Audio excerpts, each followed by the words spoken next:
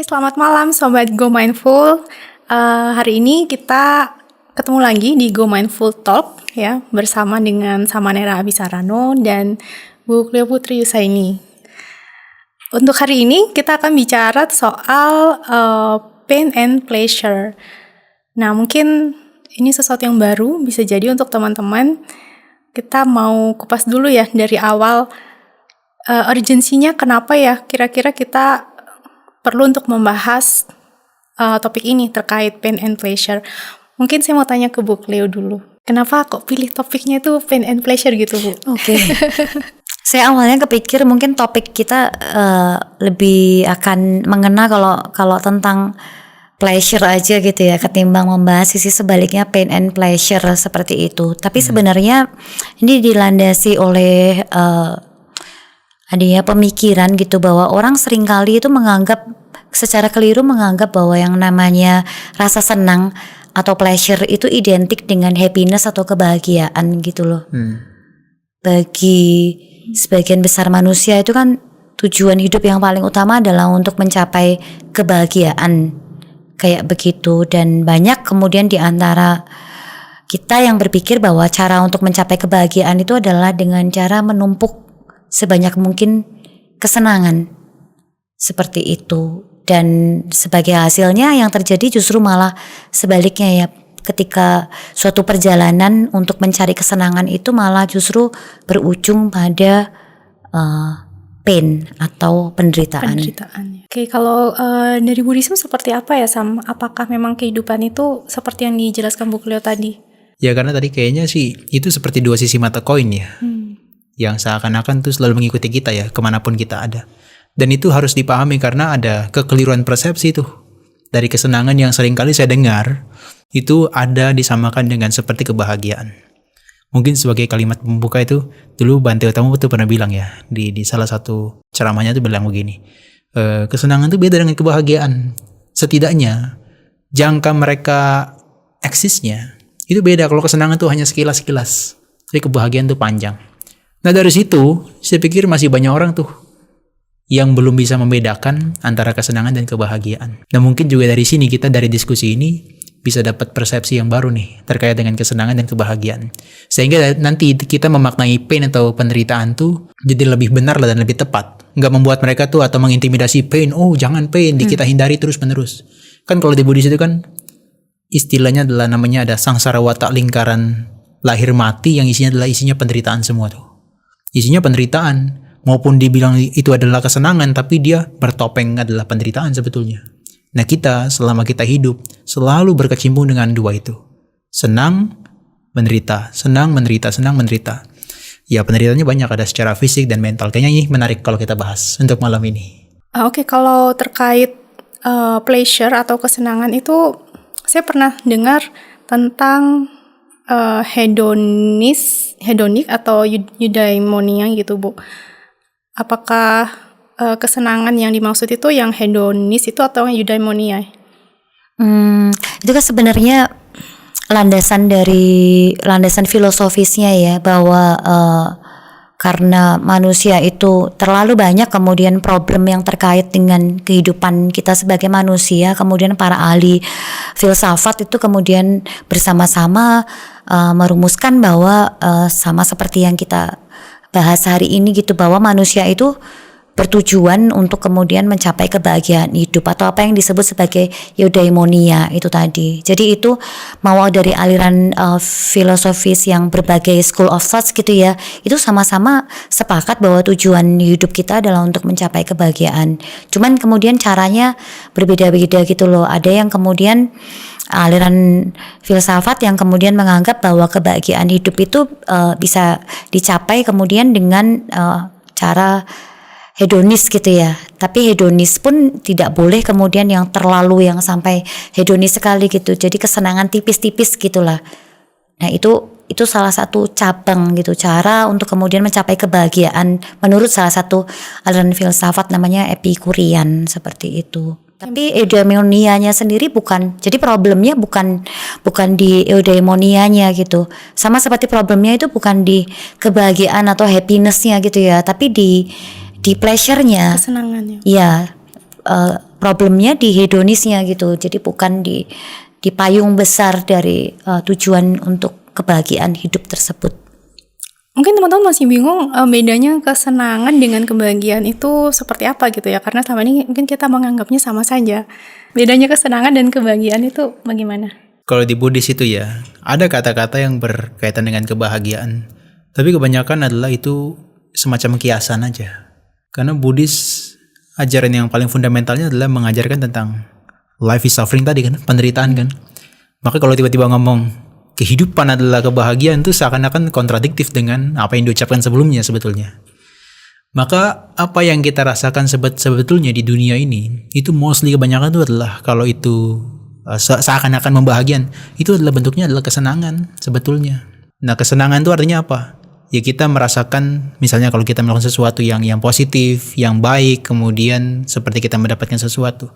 Itu kan seperti ada euforia atau kebahagiaan yang muncul. Padahal itu adalah kesenangan. Nah, mungkin itu adalah satu hal yang perlu digarisbawahi itu, tentang kesenangan. Kesenangan ini beda dengan kebahagiaan. Kalau tadi kan disinggung, kebahagiaan itu lebih jangka panjang. Ya, itu pun sebetulnya kalau dalam term tertentu, itu juga nggak tepat juga. Ya, karena kebahagiaan itu bisa diperoleh kalau seseorang itu sudah padam penderitaannya. Iya. Nah, kapan dia bisa memperoleh itu semua? Ya nanti ketika sudah mencapai yang benar-benar hancur semua berkaitan dengan eksistensi dari fisik dan mentalnya. Ya kapan? Ya kita udah nggak ada lagi. Kalau gitu udah nggak ada di persepsi kita lagi. Maka kan sulit kan menjelaskan hal itu. Nah, oleh karena itu kesenangan yang kita rasakan itu beda dengan kebahagiaan yang di Buddhism. Di Buddhism itu kebahagiaan harus benar-benar diperoleh secara total kalau dia sudah tidak ada beban apapun. Jadi kalau selama kita masih hidup itu ada beban sebetulnya. Nah, beban itu yang disebut sebagai penderitaan. Ya apapun lah, beban secara fisik dan mental. Contohnya ya Bu Iren ya, hari ini misalnya kita mandi sekali itu udah kepikiran loh. Kalau ketemu orang nanti bau atau enggak, itu udah kepikiran karena kita bawa beban secara fisik. Beban secara fisik, apalagi kalau sudah berkaitan dengan mental, itu sudah lebih intens tuh ya. Nah, dalam hal ini kesenangan dan kebahagiaan itu kebahagiaan itu adalah udah di ujung, kesenangan ini masih tahapan yang masih kita rasakan sekilas-sekilas dalam kehidupan ini. Maka kalau ada orang yang mau memperpanjang dalam hal kesenangan, itu sih nonsense bagi saya. Kesenangan tuh nggak bisa bertahan lama. Dia hanya sekilas. Termasuk ada yang ngomong, kalau saya berbuat baik saya senang kok, saya bahagia kok. Bukan, itu kesenangan. Itu kesenangan. Itu kalau di dalam Buddhis disebut sebagai so manasa sahagatang. Mana itu adalah pikiran. So itu adalah dari kata su, baik atau bahagia. Nah itu maka artinya sama dengan sukha. Su itu mudah, ka itu adalah dipikul dan dibawa. Nah itu artinya apa? Dengan sesuatu perasaan yang menyenangkan. Perasaan bukan yang berkaitan dengan bahagia, yang senang aja. Maka disebutnya bukan happy feelings, pleasant feeling. Pleasantnya. Itu Beda. sama seperti kalau di dalam penelitian di bidang neuroscience gitu ya. Kalau tadi sama Nera sempat menyebut kalau misalnya kita memberi gitu kan kepada orang lain, kita menolong orang lain, itu kan berarti posisi yang memberi dan menolong itu berada di posisi yang di atas ya. Dan memang secara naluriah ketika posisi tangan berada di atas itu memang akan membangkitkan kemudian area-area di otak yang terkait dengan reward system. Jadi sistem yang membuat kita merasa senang gitu kan, itu ada beberapa area mulai dari otak depan, tengah sampai kemudian otak yang area-area belakang yang kemudian itu saling bekerja sama dan menghasilkan perasaan senang. Tapi persoalannya kemudian adalah rasa senang akibat kemudian memberi kepada orang lain itu memang kalau secara otak kita itu memang bebas dari value ya. Artinya otak kita itu tidak kemudian bisa mengerti ini bermanfaat atau enggak gitu. Kalau kita membantu orang lain, jelas kemudian ketika orang yang kita bantu pun layak untuk menerima bantuan kita, itu kan bermanfaat. Bermanfaat untuk dia dan menyenangkan untuk kita. Tapi di sisi lain pada saat kita misalnya melihat orang lain itu mengalami musibah, kesengsaraan yang kecil-kecilan seperti itu, otak kita juga akan merespon dengan pleasure yang sama, reward areanya juga akan sama-sama teraktivasi gitu loh. Pada saat kita kemudian misalnya mendapatkan pujian, dianggap hebat seperti itu, mendapatkan banyak likes seperti itu, otak kita juga akan kemudian area reward sistemnya itu akan teraktivasi juga gitu loh. Jadi dia tidak kemudian bisa membedakan ini bermanfaat bagi society, ini yang kemudian untuk pengembangan pribadi, ini fungsi-fungsi yang hanya memenuhi hasrat hedonis saja dan seterusnya itu tidak bisa dibedakan oleh area-area reward yang ada di otak kita seperti itu. Oke.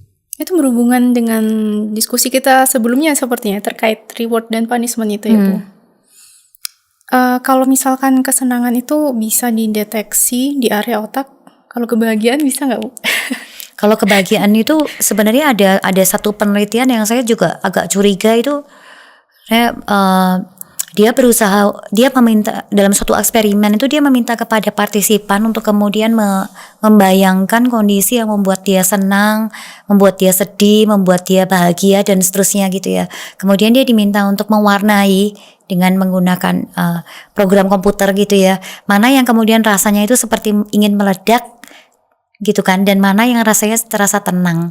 Seperti itu, dan terlihat di situ bahwa ketika berbicara mengenai kebahagiaan, sebagian besar partisipan itu menggambarkan kebahagiaan itu justru malah lebih dekat dengan sifat emosional yang netral gitu loh. Jadi bukan pleasant, bukan unpleasant juga, tidak meledak-ledak tapi juga tidak kemudian kayak menghindar ataupun mengejar-ngejar, tapi sesuatu yang sifatnya itu lebih seimbang gitu loh. Moderat ya.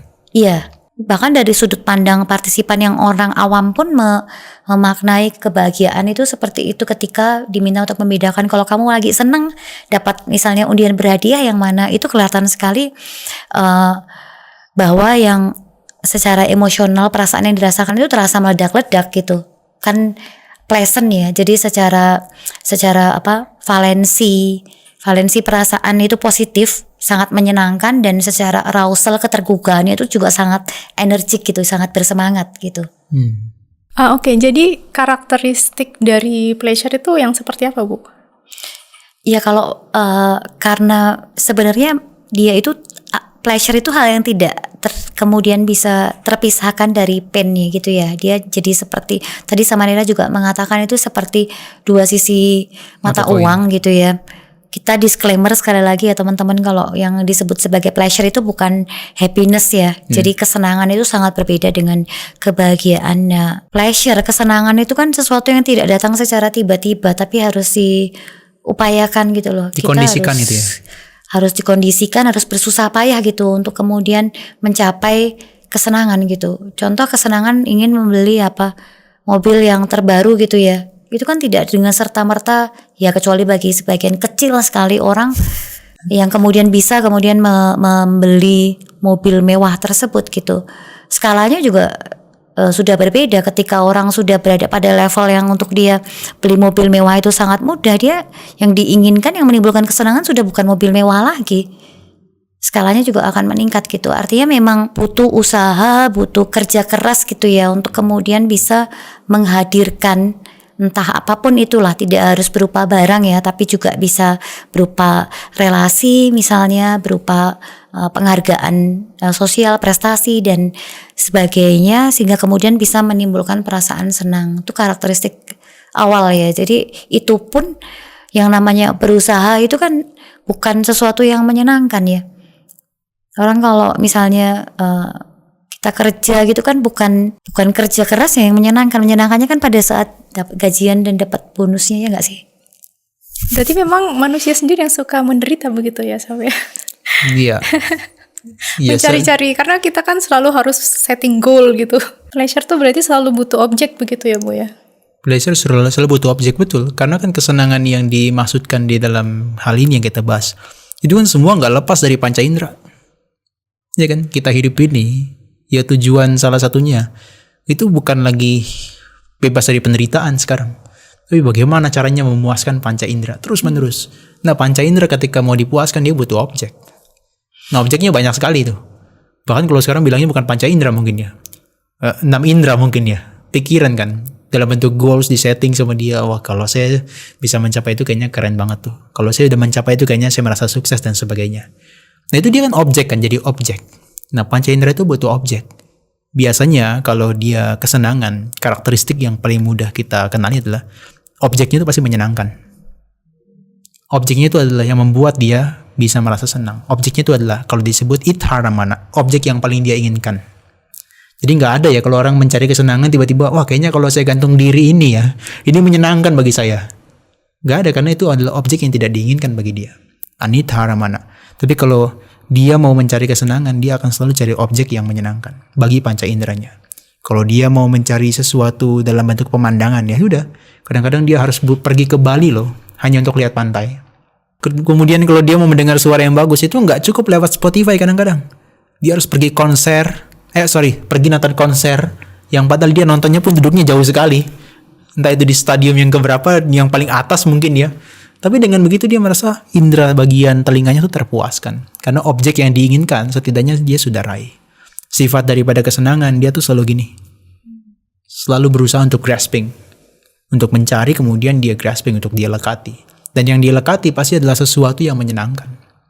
Dan itu pun kan tidak selalu gitu ya. Itu tadi kan yang sama Nera contohkan itu adalah ketika berhasil gitu ya meraih suatu objek kesenangan, itu pun kan ternyata tidak bertahan lama tuh, rasa senangnya itu kan tidak bertahan lama, berganti dengan kemudian setelah ini apa lagi ya, kayak gitu ya. Oh iya, pastilah. Akan mencari lagi yang lain berikutnya apa. Tadi mobil, setelah itu apa lagi ya setelah ini. Masa cuma satu aja, garasinya masih masih longgar kok, ya? Masih longgar. Kalaupun nggak longgar, nih kayaknya parkiran tetangga masih bisa dipakai nih. Iya, masih bisa. Seperti itu. Itu kalau berhasil pun seperti itu. Artinya juga ada kemudian kekhawatiran juga, ini nanti diambil orang, ini nanti banyak yang nggak suka, nanti diomongin. Jadi mendapatkan objek yang kemudian menjadi target dari kesenangan kita pun ternyata tidak dalam jangka lama bisa legowo gitu ya. Dan di sisi lain juga tidak selalu berhasil juga. Kadang kan malah lebih banyak sebenarnya peluang kita untuk gagal, karena kan selalu di dunia ini itu kan sumber daya itu kan selalu terbatas gitu, sementara yang menginginkan terlalu kesenangan banyak. Itu jumlahnya tidak terbatas gitu, banyak banget gitu loh orang yang kemudian menginginkan kesenangan tersebut, sehingga kemungkinan untuk gagal itu selalu besar kayak gitu. Dan pada saat gagal itu nanti yang kemudian yang muncul ya kemudian adalah perasaan sakit lagi gitu ya. Bahkan kita berpikir gitu, ini kira-kira usaha yang saya lakukan ini kira-kira akan diterima nggak ya lamaran pekerjaan saya gitu ya. Nanti kalau diterima kan saya bayangin saya akan senang banget nih bekerja di perusahaan ini, saya bisa kemudian membeli hal yang saya sukai, bisa bikin senang orang yang saya cintai dan seterusnya. Itu kan berdasarkan bayangan dia ya. Seandainya saya mendapatkan objek yang kemudian saya senangin ini, saya akan better, saya akan menjadi lebih happy dari kondisi sekarang. Tapi kan tidak selalu pada kenyataannya itu bisa tercapai gitu. Kita sempat ngobrol juga ya, ada satu rumusan gitu bahwa misalnya kalau gagal, iya, kita kan katakanlah punya 100 kelereng gitu ya. Kalau kita gagal kan katakanlah kita kehilangan 10% misalnya ya. Kita kehilangan kelereng tersebut 10% atau 10%? 10%-nya. Dalam persentasenya untuk 100% lagi 100 lagi kan sulit ya. Betul. Jadi kalau misalnya kita kehilangan 10% dari kelereng tersebut, itu kan 100 dikurangi 10%-nya 100 jadi 90 ya. 90. Tapi kalau untuk bisa mendapatkan 100 lagi, itu tidak cukup kita usaha 10% seperti awal, itu belum 100 itu. Balik kita modal aja sulit ya. Harus 11% koma gitu untuk bisa mendapat 100. Jadi kan dalam relasi juga bisa dicontohkan seperti itu ya. Pada saat kita sudah mengalami satu kali kegagalan gitu ya, kita akan jauh lebih kemudian sangat waspada gitu loh untuk kemudian memulai kembali mencoba melakukan usaha yang mengusahakan hal yang sama lagi gitu. Kita effortnya jauh lebih besar dibandingkan ketika pertama kali kita mau mencoba seperti itu. Cost-nya itu ya lebih besar, cost-nya ya. Cost-nya jauh lebih besar hanya untuk mengembalikan ke kondisi awal. Makanya kalau bisa ya jangan gagal gitu sebetulnya. Tapi nggak mungkin. Atau jangan berharap ya. Sekaliannya jangan berusaha kalau gitu. Iya, berarti kayak memang jadi sifat alami manusia untuk selalu mengejar kesenangan begitu ya. Itu kalau kita hubungkan, padahal kalau ketika kita lahir tuh kita menderita ya, menangis ya. Menangis. Ya mungkin karena frustasi dengan penderitaan tuh ya dia cari seperti ranting apalah yang dia bisa pegang itu. Makanya kan dulu ada cerita kan yang dia masuk ke dalam sumur, di bawah itu ada buaya, di bawah itu ada ular besar. Sumurnya itu di sekelilingnya ada ular-ular itu, ular kobra dan sebagainya, ada 4 sisi. Di atas itu ada tikus, dia tuh cuma pegang apa? Pegang tambang. Tapi tanpa dia sadar tambang itu lagi digigitin tikus di atas.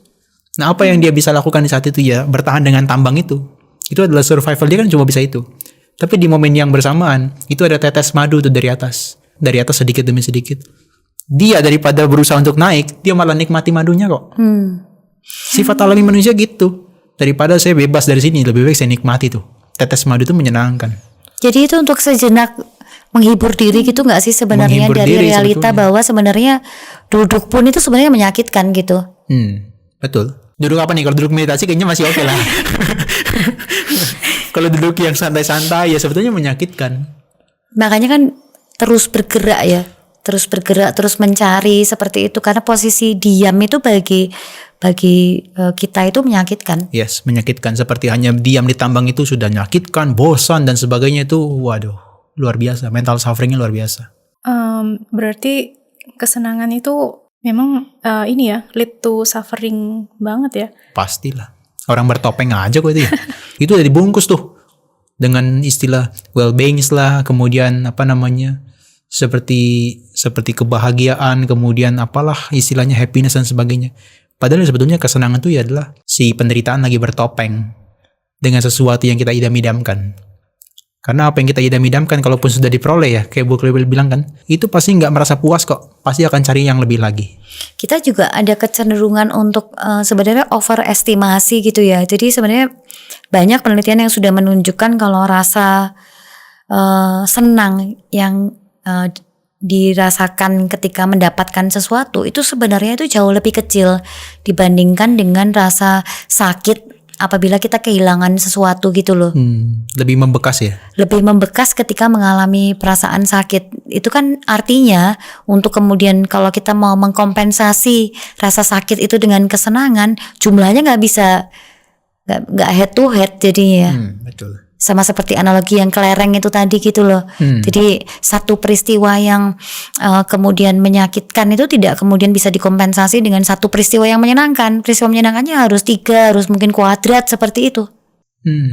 Itu mungkin sesuatu konsep yang baru ya buat saya juga sih.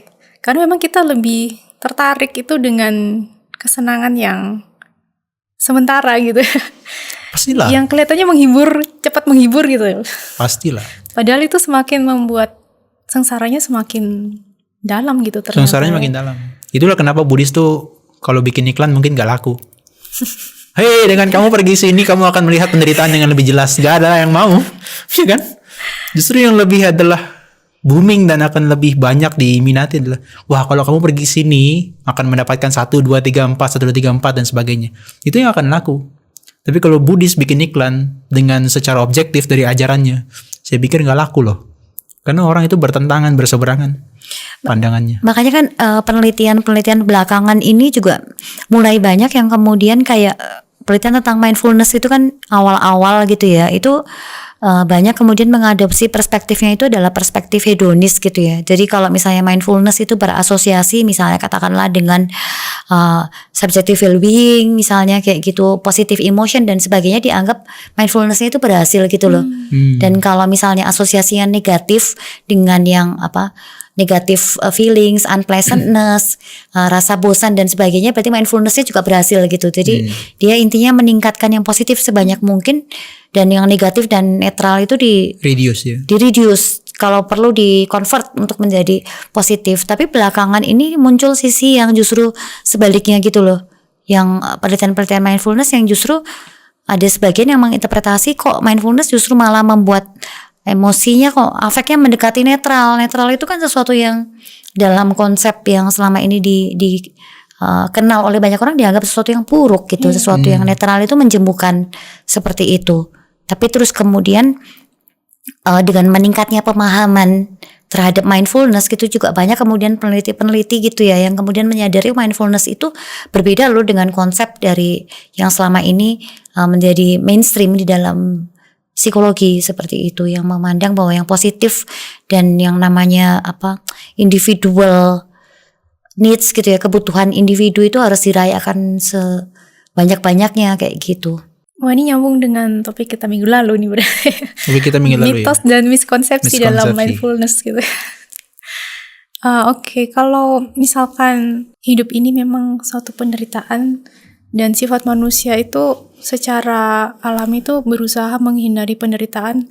Saya penasaran kenapa ya manusia itu selalu berusaha avoid pain gitu.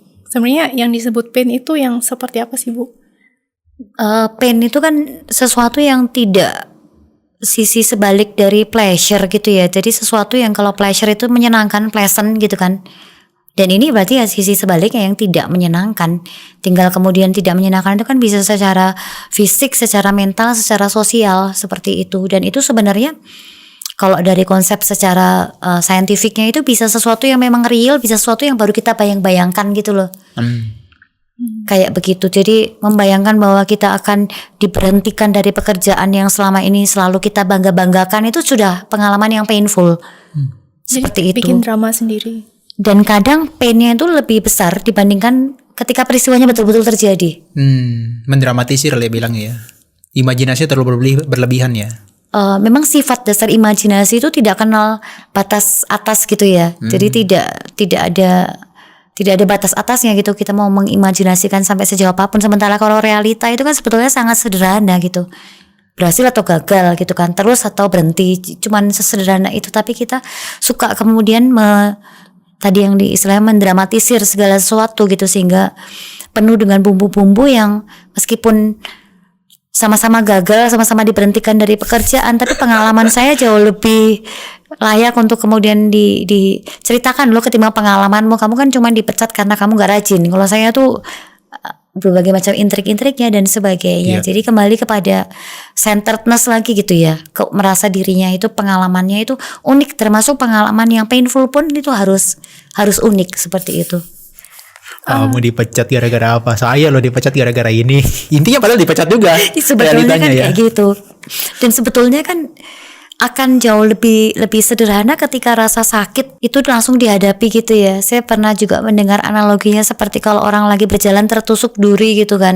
Kenapa nggak berhenti terus kemudian dikeluarkan durinya dan diobati gitu. Tapi untuk berhenti itu kan sesuatu yang bagi sebagian besar orang itu takut gitu loh untuk berhenti, taunya ya harus jalan terus. Padahal sementara jalan terus itu kan ya kadang rasanya nyaman, tapi kadang rasanya tuh lukanya makin lebar, kadang ketabrak-tabrak dan sebagainya kayak gitu.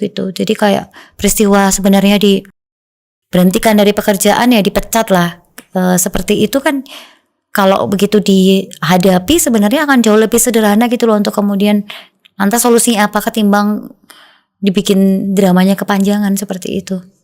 Berarti mungkin ilusi atau delusinya itu yang memperburuk keadaan gitu ya, Bu ya, membuat dia menderita gitu, karena dia punya ilusi bahwa kayak dipecat dari pekerjaan gitu.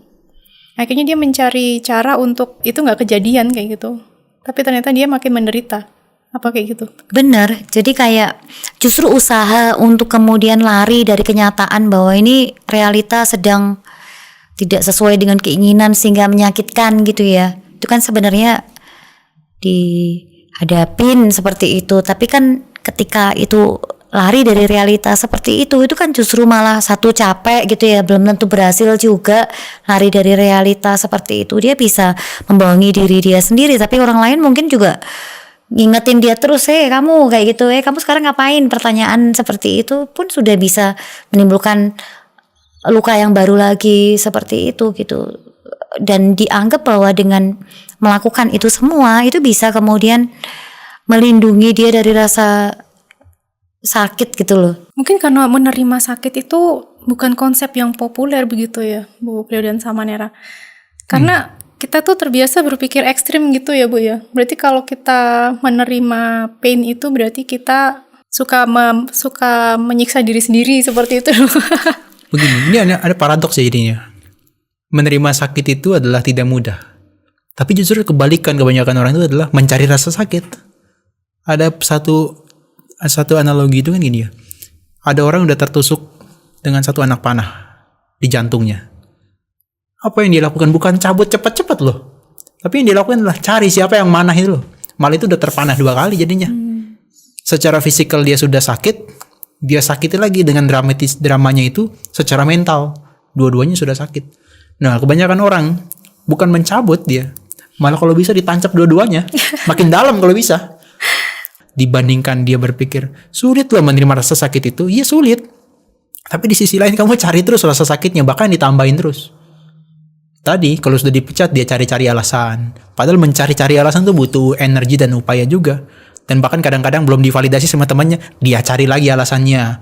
Actionnya jadi bias tuh, seakan-akan tadinya 100 untuk balik ke 100 lagi karena dia udah kehilangan 10%. Itu butuh usahanya lebih besar. Bahkan kalau kan ada satu teori yang namanya gate theory of pain gitu ya, yang mengatakan bahwa sebenarnya rasa sakit itu tergantung pada seberapa lebar membuka dan menutupnya pagar rasa sakit. Jadi yang disebut sebagai pagar rasa sakit itu ada di tulang belakang sini. Ketika misalnya pagarnya terbuka lebar, itu sakitnya luar biasa. Tapi semakin kecil bukaannya, maka rasa sakit itu akan berkurang seperti itu.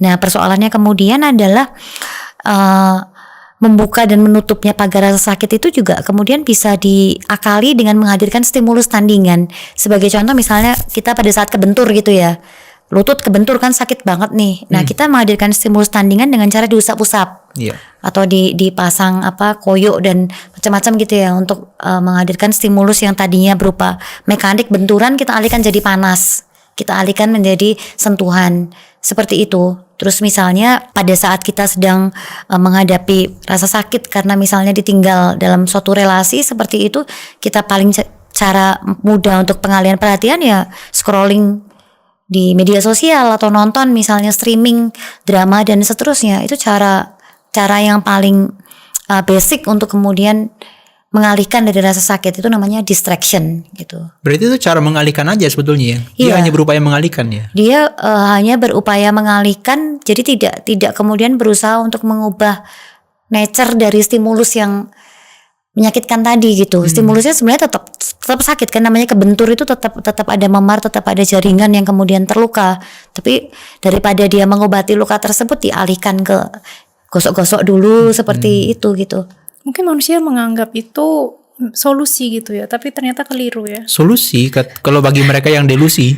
Solusi bagi mereka yang delusi, betul loh, kayak orang meditasi ya. Ini sorry ya, saya harus katakan. Bagi orang yang meditasi, kalau dia ikut yang 10 hari retreat meditasi gitu ya, itu 3 hari pertama tuh semua isinya adalah physical pain, atau nanti hari keempat malah makin parah mental pain gitu loh.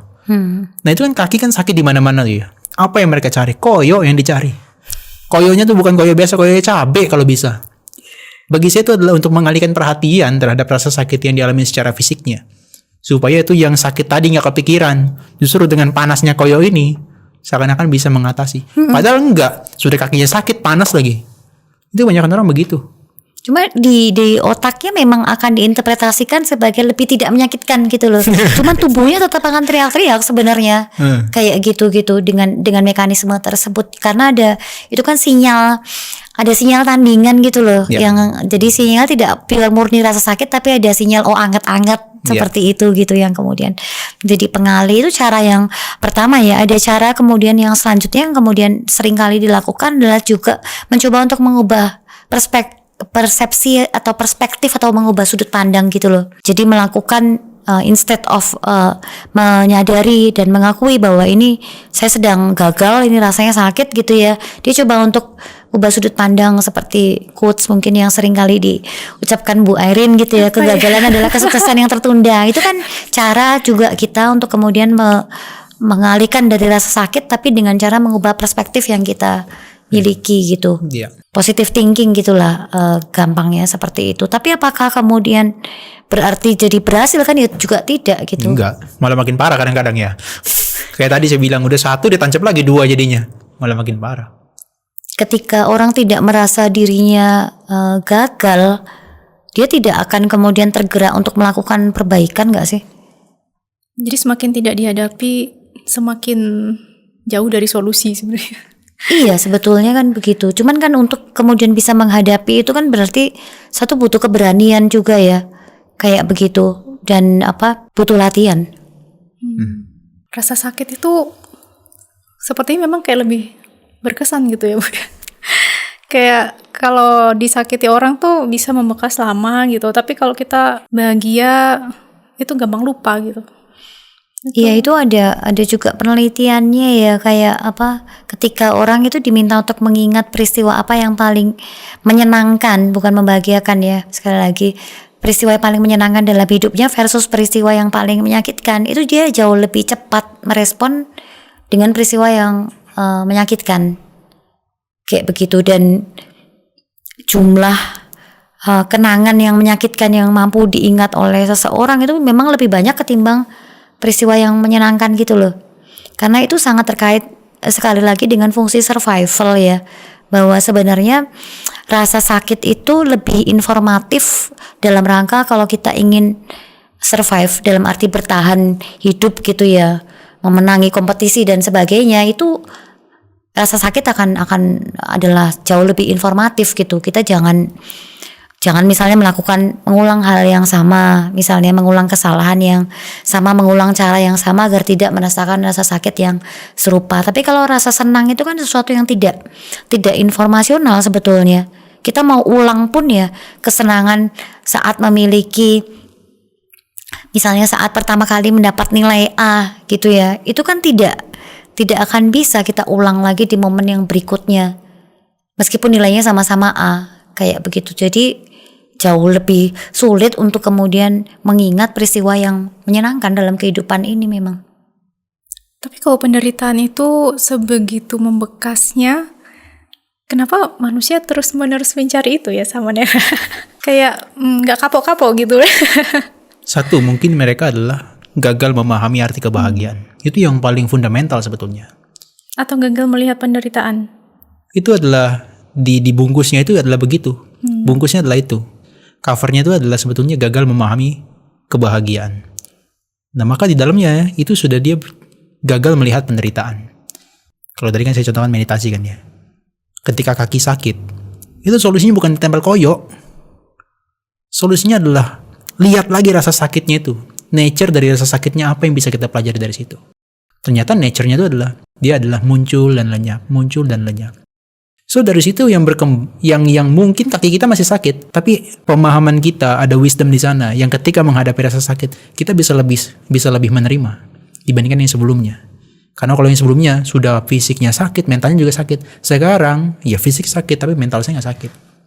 Jadi disadari aja gitu. Disadari. Nah maka orang itu kebanyakan menurut saya gagal memahami kebahagiaan dan gagal mereka untuk menyelami penderitaan. Nah sekarang gagal melihat penderitaan, gimana mereka mau merasakan kebahagiaan? Nonsense. Gak akan pernah tercapai.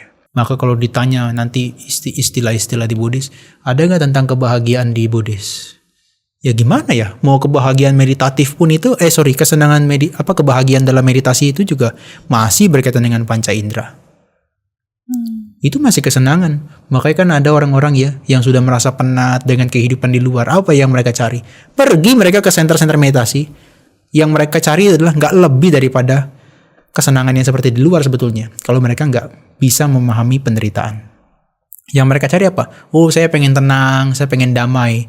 Padahal ketika mereka pengen itu, penderitaannya malah makin intens.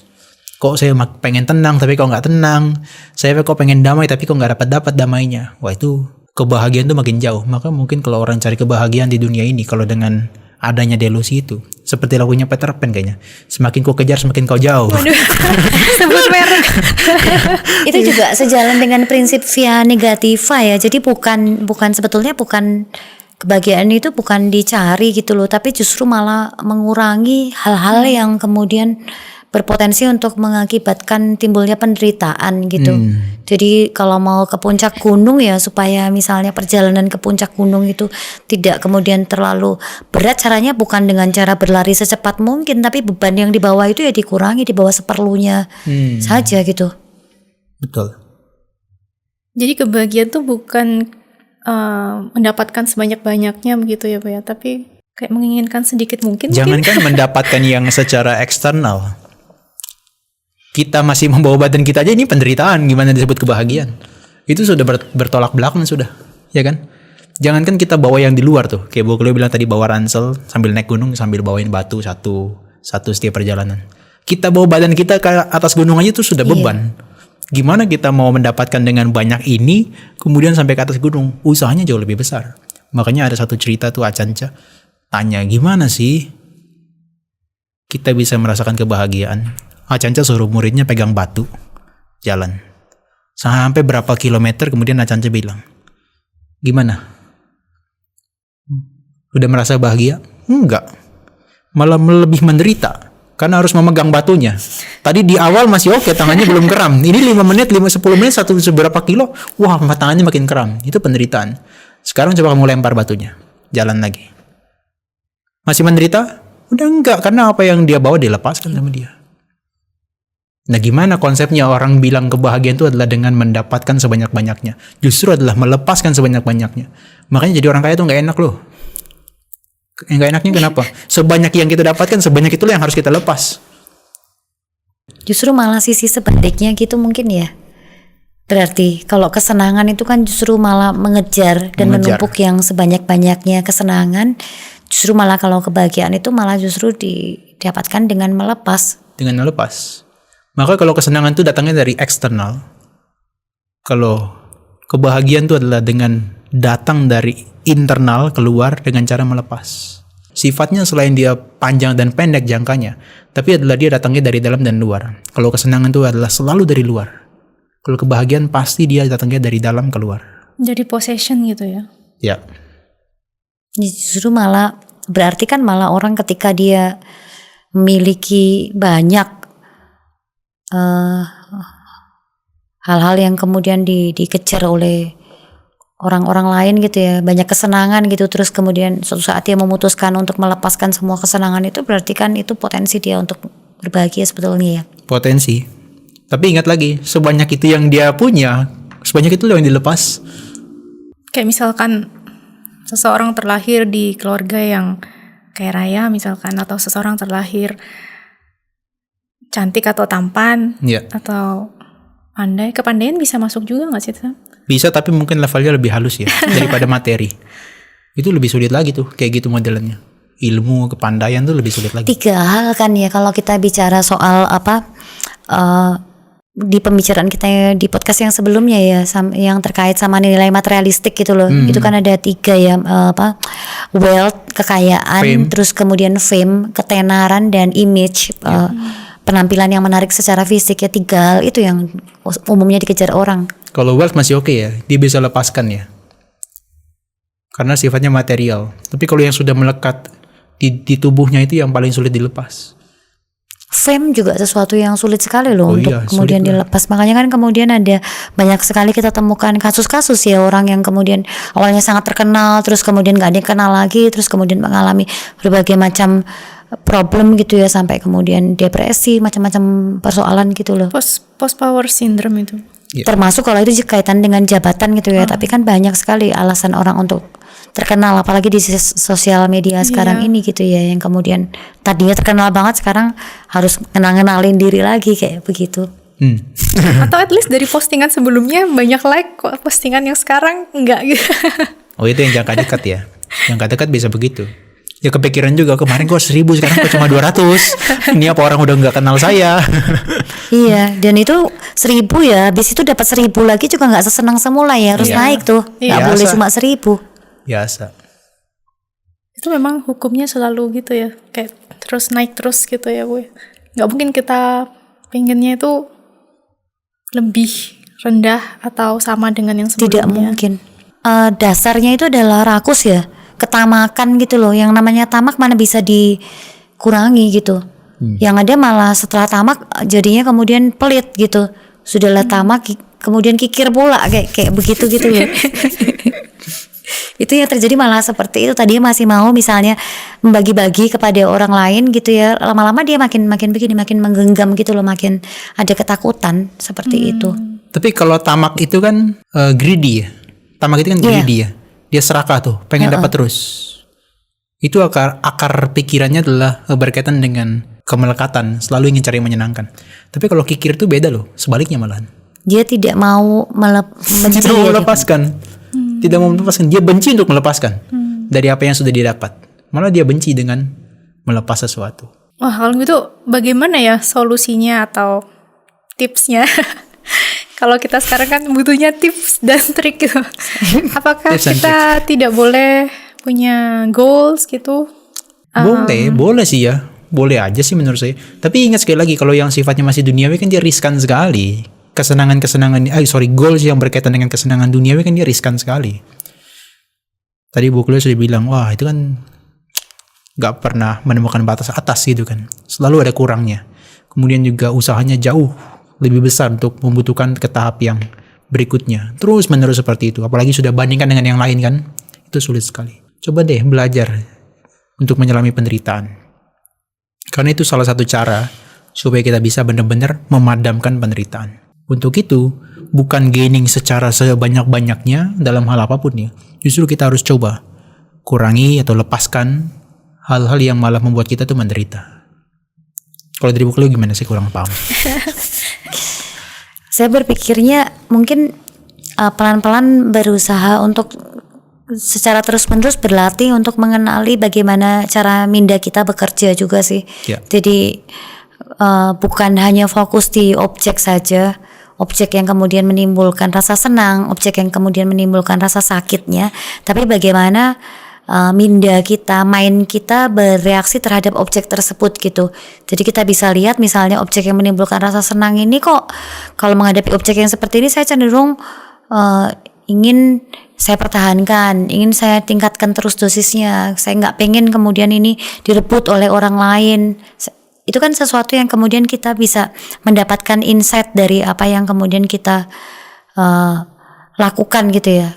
Ini dengan catatan memang sebagian besar orang itu memang masih ingin mengejar kesenangan gitu loh. Kalaupun seperti itu, dalam effort untuk mengejar kesenangan, at least kenali cara mindanya bekerja itu seperti apa. Kemudian dikenali juga kira-kira resiko dan konsekuensi dari kesenangan yang dikejar itu bagaimana gitu. Karena tidak jarang kemudian saking sibuknya mengejar kesenangan kemudian lupa, jadi ada banyak misalnya kewajiban yang kemudian dikorbankan, ada banyak orang-orang di sekitar kita yang kemudian jadi kecewa, orang-orang yang penting bagi kita dan seterusnya. Itu juga hal yang kemudian perlu untuk dipertimbangkan gitu loh. Kayak gitu. Sama seperti di sisi lain kayak penderitaan gitu ya. Kalaupun kita kemudian memandang penderitaan ini sebagai sesuatu yang memang ingin kita hindari gitu ya, itu kan juga gimana sih mind yang sedang ingin menghindar dari penderitaan gitu. Di situ kan muncul, ternyata ada kebencian, ternyata muncul mungkin saya nggak tahu kejijikan atau seperti apa melihat penderitaan itu dan seterusnya kayak gitu. Jadi jadikan kayak perjalanan mencari kesenangan dan ngusir-ngusir penderitaan ini. Tadi kan tema kita seperti itu gitu ya. Belajar apa sih dari perjalanan hidup kali ini? Berarti belajar hidup lebih sadar begitu ya Bu ya. Kembali ke prinsip mindfulness sepertinya ya sama Nera. Ya kita kan yang topiknya itu ya, balik lagi situ malahan ya. Meskipun tadi sudah semakin dikejar semakin jauh, balik lagi ke mindfulness itu. Oke, terima kasih banyak Bu Cleo untuk sharingnya hari ini terkait pain and pleasure dan juga sama Nera Bisarano. Kita nanti ketemu lagi di diskusi selanjutnya ya. Semoga dengan topik yang tidak kalah menarik juga. Oke, itu tadi teman-teman diskusi kita terkait pain dan pleasure. Semoga diskusi malam ini bisa menambah wawasan kita ya, terkait bagaimana kita melihat pain itu supaya kita bisa lebih bijaksana dalam menghadapi kehidupan ini, begitu.